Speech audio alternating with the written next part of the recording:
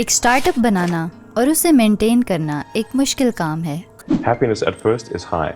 Then you encounter all sorts of issues. And happiness will steadily decline.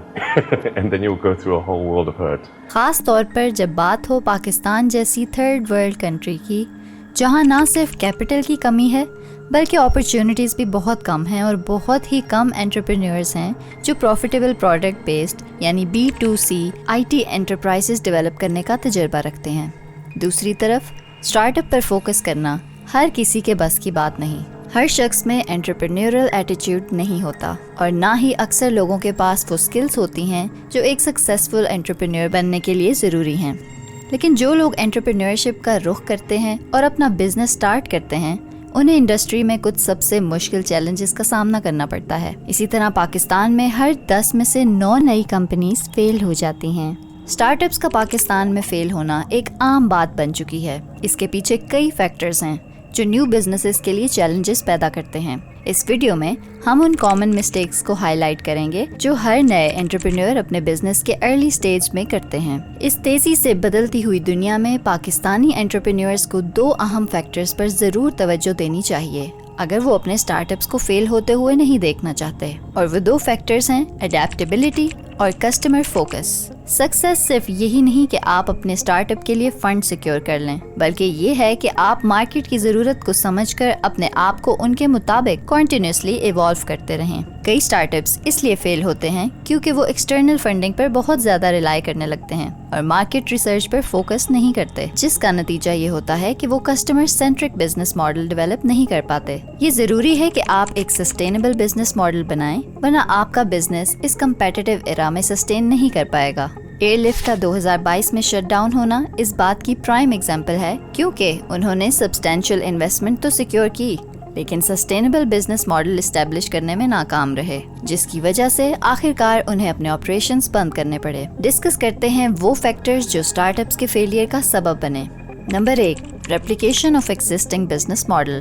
ایک عام مسئلہ جو اسٹارٹ اپس کو درپیش ہوتا ہے وہ یہ ہے کہ انٹرپرینورز اکثر دوسروں کے بزنس ماڈلز کو کاپی کرتے ہیں اور بنا کسی ماڈیفیکیشنز کے اپنے لوکل مارکیٹ میں امپلیمنٹ کر دیتے ہیں. یہ اپروچ جو مارکیٹ ڈائنامکس، ریگولیرٹی انوائرمنٹس اور کسٹمر نیڈز کی مکمل سمجھ کے بغیر ہوتی ہے، اکثر فیلئر کی طرف لے جاتی ہے. ہر ملک کے اپنے یونیک کلچر، اکنامکس، پولیٹیکل اور ریگولیٹری فیکٹرز ہوتے ہیں، اس لیے صرف کسی بزنس ماڈل کو امیٹیٹ کر کے اسے لوکلی امپلیمنٹ کرنا ایک وائبل اسٹریٹجی نہیں ہے. Number 2، unrealistic expectations. پاکستان میں اسٹارٹ اپس کے فیلئر کا دوسرا اہم سبب انریلسٹک انویسٹر ایکسپیکٹیشنز اور فیک فورکاسٹس ہیں. انویسٹرز اکثر بہت زیادہ ایکسپیکٹیشنز رکھتے ہیں اور اپنے انویسٹمنٹس پر تیزی سے ریٹرنز کی امید کر لیتے ہیں، لیکن اسٹارٹ اپس صرف ایکسل شیٹ پر نمبرز مینیپولیٹ کر کے ان ایکسپیکٹیشنز کو پورا نہیں کر سکتے. ریئل لائف بزنس آپریشنز بہت کمپلیکس ہوتے ہیں اور ان کے لیے خاص پلاننگ اور ایگزیکیوشن کی ضرورت ہوتی ہے. Number 3، impatience. بے صبری ایک اور فیکٹر ہے جو اسٹارٹ اپ کی گروتھ کو روک سکتا ہے. فاؤنڈرز کبھی کبھی بہت جلدی میں ہوتے ہیں ریپڈ ایکسپینشن اور گروتھ کے لیے اور انسٹنٹ سکسیس کی امید کرتے ہیں، لیکن ایک سکسیسفل بزنس بنانے میں وقت لگتا ہے، ڈیڈیکیشن چاہیے ہوتی ہے اور صبر اور محنت ضروری ہوتی ہے. نمبر 4، مس مینجمنٹ. پلاننگ کی کمی اور غلط کیپٹل ایلوکیشن بھی اسٹارٹ اپس کے فیلئر کا سبب بن سکتا ہے.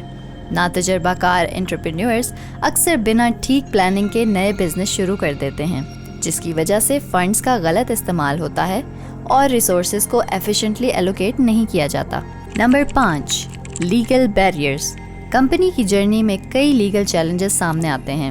برانڈنگ ایشوز سے لے کر جب کمپنی نئے مارکیٹس میں ایکسپینڈ کرنے لگتی ہے، ان میں سے کچھ لیگل چیلنجز اتنے سیریس ہوتے ہیں کہ یہ کمپنی کا سفر ادھورا چھوڑنے پر مجبور کر سکتے ہیں.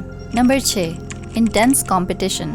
نئے اسٹارٹ اپس کے لیے ایک بڑا چیلنج یہ ہے کہ وہ اسٹیبلش بزنسز سے کمپیٹ کر رہے ہوتے ہیں جو مارکیٹ کو آلریڈی کیپچر کر چکے ہوتے ہیں اور کسٹمر نیڈز کو سکسیسفلی میٹ کرتے ہیں. ایسے کمپیٹیٹیو انوائرمنٹ میں اپنی جگہ بنانا مشکل ہوتا ہے. اسٹیبلش کمپیٹیٹرز اکثر بڑے ہوتے ہیں اور اپنے فائنینشیل ریسورسز اور اسکیل کے ذریعے آپ کو مارکیٹ سے ہٹا بھی سکتے ہیں.